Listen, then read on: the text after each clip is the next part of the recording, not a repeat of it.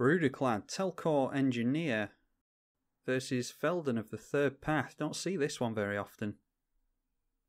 Oh, that is... We've got lands, but that's pretty slow. We can maybe catch up with Fabricate. Yeah, we're just going to have to... I'm going to keep that and hope that our opponent doesn't get off to too fast a start. We're on the play at least, so we can get a mana ahead per turn. Yeah, it's not as fast as I would like, but we can go Fabricate into a Sol Ring maybe. So let's just play that and go over Feldon of the Third Path, a 3-mana mono red 2/3. For 3 and a tap, create a token that's a copy of a creature in your graveyard, except it's an artifact. It gains haste and you sack it at the end step.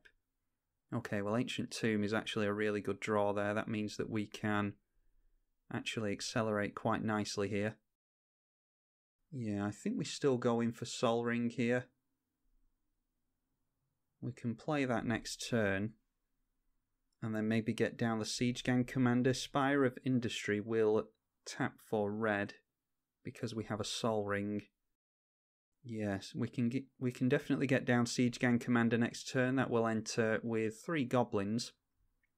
And then Brudiclad can come down the turn after and turn them into Mears. And then we can start swinging in for a lot of damage. Yeah, I think that's the way to go. So it's Sol Ring first of all, then Spire of Industry. We'll tap that down for red. And red again, get down our Siege Gang Commander. And this has been a much faster game than I thought it was going to be. Brudiclad Telchor Engineer is a 6-mana Izzet Commander, a 4/4. Gives our creature tokens haste. And we get a 2/1 Mere token at the beginning of combat. And then we can choose a creature token we control and turn all of our tokens into a copy of the chosen token. So these goblins are going to be Mere tokens soon enough. We'll throw it back to our opponent and see if they've got anything. They might have artifact removal for the Sol Ring. Just getting down their commander, Feldon of the Third Path there. So let's go. We've got 2, 4, and 6 mana. Yeah, I think we get down Mirrorpool because it's a tap land. And then we can get down our Brudiclad and get off to some nice fast damage. And our opponent, let's turn everything into a Mere because that will put 3 more power on the board. And it renders the Siege Gang Commander obsolete really because we can't use the 2 mana and sack a goblin ability anymore because we turned our goblins into Mere tokens. So more than happy for our opponent to block the Siege Gang Commander there. They don't have any creatures in their graveyard yet, so not really too worried about Feldon. They might just equip up their commander with the Skull Clamp. Okay, Mad Prophet is a 2/2 haste. Discard and draw. So they can obviously be selective on what they put into the graveyard with that. Okay, how about Mirrorpool is... Okay, Mirrorpool we need 5 mana to turn it into a copy of a creature. Let's get down the Foundry Inspector. And then unfortunately don't have enough to activate Mirrorpool, but we can get down Carekeep, which will get us another token. And my thought is that we can crack Mirrorpool for 5 next turn, get a lot of copies of Foundry Inspector, and that is lots of 3/2s that are going to be swinging in. But as well as that, it's a lot of cheap artifacts that we'll be able to get down. And we'll turn the Kobolds into a Mere token. A 2/1 is obviously better than a 0/1. And we'll go in with Brudiclad. We're risking Brudiclad dying here, but they have to put their commander and the Mad Prophet. Okay, no, they're just putting up their Mad Prophet. I'll be intrigued to see if they want to discard a card here. Oh, they discard Duplicant, and they get to draw a card. So that means that Duplicant is probably coming down next turn. Probably goes after Brudiclad, which I'm not too opposed to. I think Brudiclad will cost... Well, it's 5 now, thanks to Foundry Inspector. And then it will cost 7 with command attacks. 2, 4, 6, 8 mana. 9 we'll have next turn. So even if they duplicate now on the Brudiclad, we can still get it out again next turn. I think we're going wide on our opponent either way. So maybe just have to use your imagination here. If we make a copy of the Foundry Inspector with Mirror Pool and Brudiclad sticks around, all of these mirror tokens will become a copy of Foundry Inspector, and that will make it really, really easy for us to cast artifact spells. That includes our commander, obviously. Yep, down comes the duplicant. See what our opponent goes after here. Yep, going after Brudiclad. And then a Skull Clamp onto the duplicant, and I think this is sacrificed, is it? Yep, it's sacrificed and not exiled. That means that they will get a Skull Clamp trigger when duplicant dies.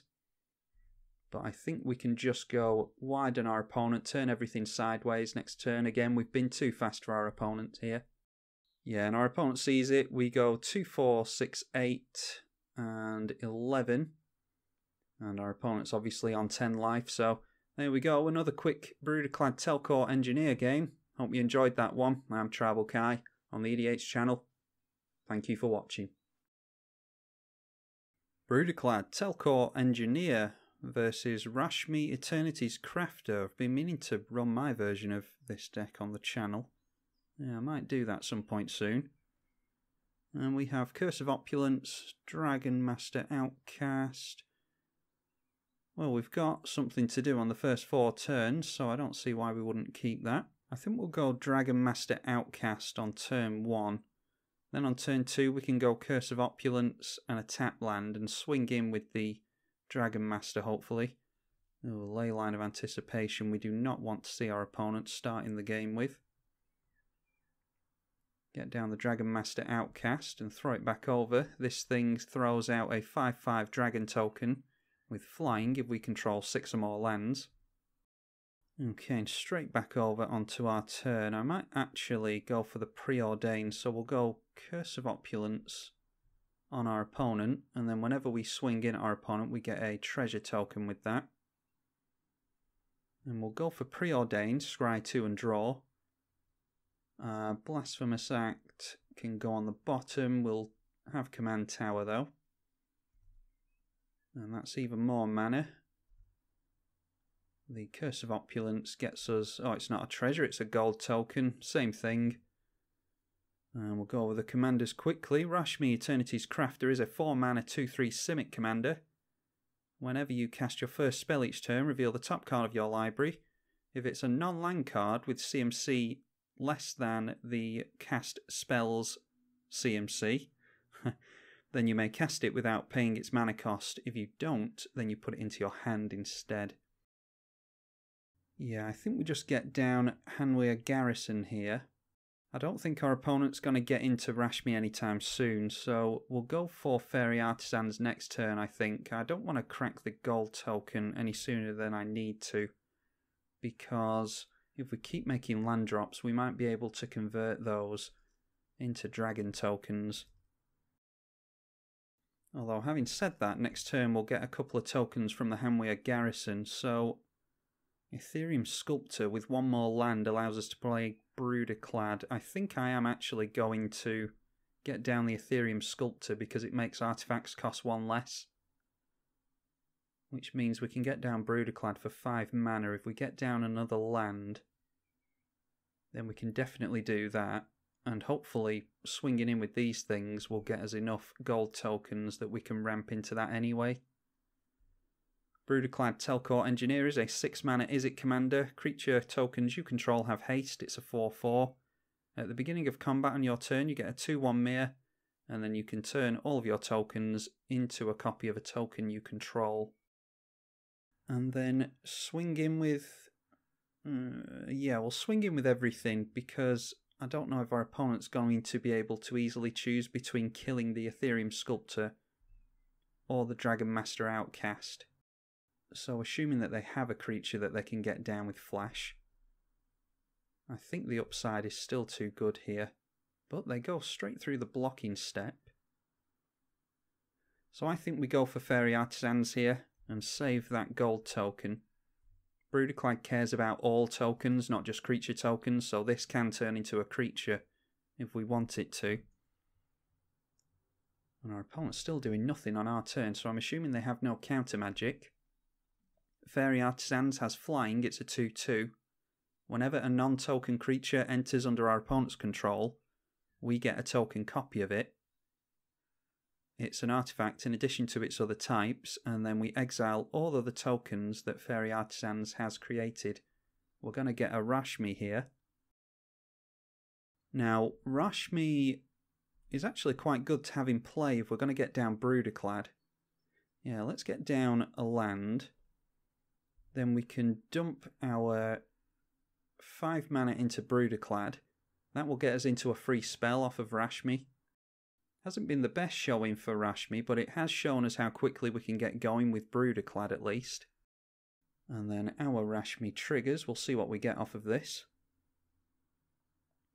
Oh, we get an Utvara Hellkite. Unfortunately can't get that down with Rashmi, but it's card advantage at least. We'll start getting tokens from the Dragon Master Outcast when we play a land next turn. Yeah, let's just turn all of our tokens here into a human.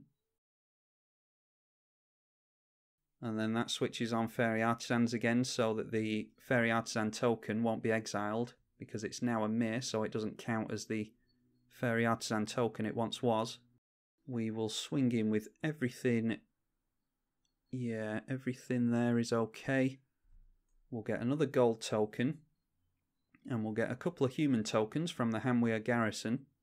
And yeah, we're really forcing our opponent to get into some answers here. Okay, just blocking the Hamweir Garrison, neither of which will die in that little exchange. An argument to be made there, seeing as how neither of these are going to die, there's an argument to be made for them blocking a mirror, because it's one less token that's in play. Yeah, our opponent really needs a board wipe here. I don't think we're going to get into dragons very quickly, unfortunately. We're just doing the typical plan of going wide with mirrors. But one day I'll get a video with Utvara Hellkite or the Dragon Master Outcast. I don't think I've gotten this to proc any time during the recordings of Brudiclad either. Oh, okay, Imprisoned in the Moon. Yeah, that's actually relevant. Let's see what the free spell is that our opponent gets. Okay, they get a Miri's Guile. That's not irrelevant either. But they were obviously hoping for something else. Yeah, Imprisoned in the Moon would have turned our Brudiclad into a land. But we still could have gone wide with everything, and we would have gotten a couple more creatures from the Hamweir Garrison next turn. And probably would have gotten down... I don't know if I would have played Utvara Hellkite, actually. Maybe leave that for next turn, once we get a token from the Dragon Master Outcast. Because turn 6 we put down a Bloodstained Mire, and then on our turn 7 upkeep we get a dragon. But anyway, hope you all enjoyed that one. That was a pretty fast game with Brudiclad, Telchor Engineer, and we were up against Rashmi Eternities Crafter. Didn't get too much going, unfortunately. I'm tribalkai on the EDH channel. Thank you for watching.